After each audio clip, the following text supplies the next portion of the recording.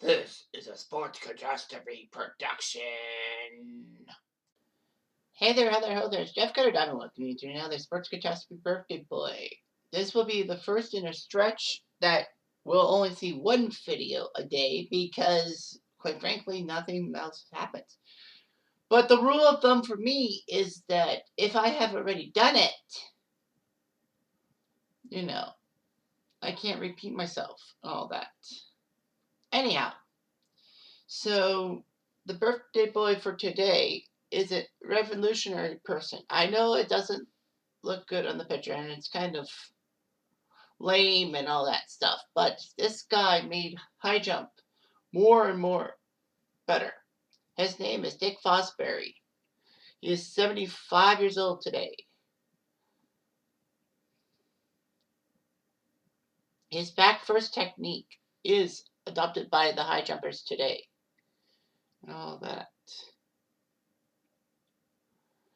Anyway, so Fosbury experimented with a new jumping technique at age 16 when he was in high school. He couldn't use the high jumping techniques of the period. And he couldn't even complete 5 feet. So he decided, well, this dominant technique, the straddle method, was a complex measure where an athlete went over the high jump facing down and lifted his legs individually over the bar. Fosbury couldn't coordinate that. I wanted to make things. So I knew I had to change my body position, he said, and started the revolution and the evolution. He tried to use the upright scissors method.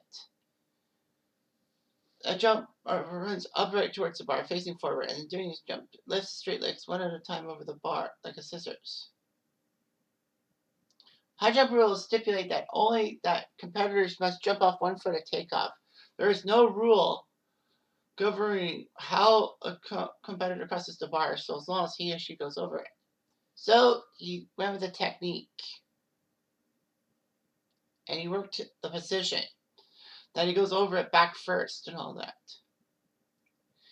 So by his senior year, he decided to go over the bar backwards, head first, curving his body over the bar and kicking his legs up in the air. This required him to land on his back.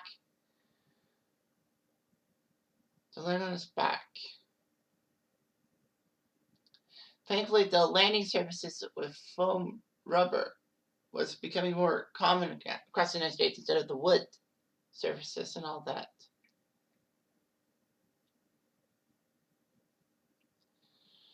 So Fosbury knew he could do it.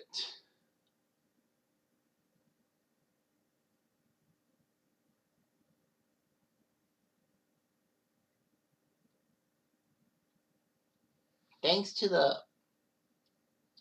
Fosbury technique,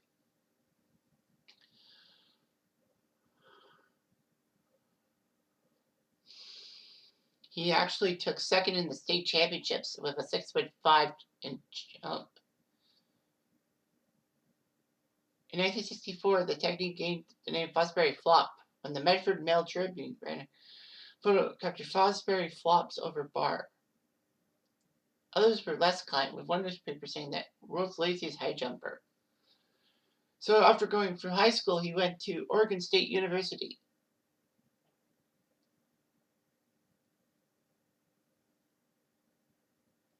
The coach thought that doing the Western rule was better than doing his technique, but it didn't work.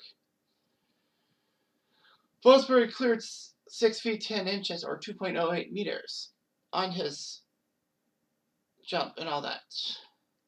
So he won 2 straight NCAA titles, and Fosbury continued to refine his technique, developing the J-shaped approach run.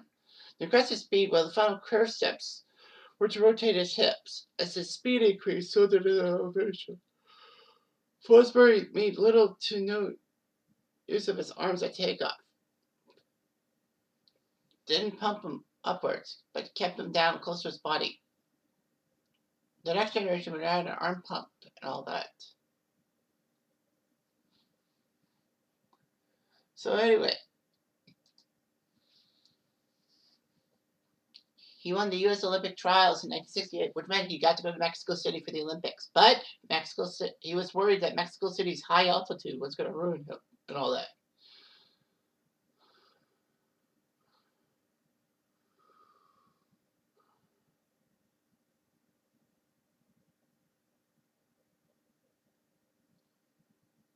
Anyway, yeah.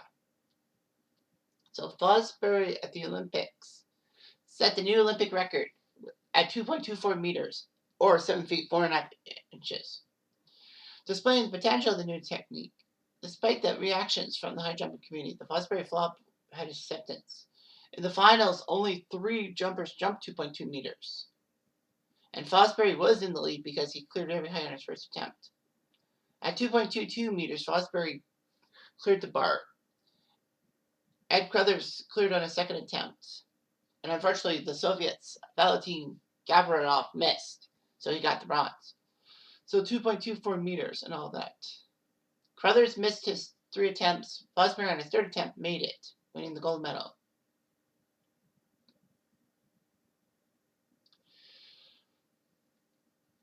Anyway, the Fosbury flop. 28 of the 40 competitors in Munich at the high jump used Fosbury's technique, even though that Yuri Tarmac, the gold medalist, used the straddle technique. And from 1972 to 2000, of the 36 times an Olympic medal was given, 34 used the flop. And it's the modern high jumping stuff and all that.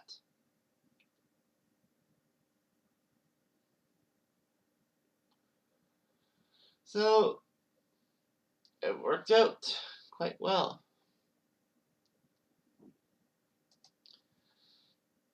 Fosbury was diagnosed with stage 1 lymphoma, but they got him cleared, and by 2009 he was in remission. So Fosbury, gotta love the Fosbury flop and all that. It worked out perfectly for high jumpers. Hey, high jumping is a good sport after all. Anyway, I'm Jeff Diamond. I do.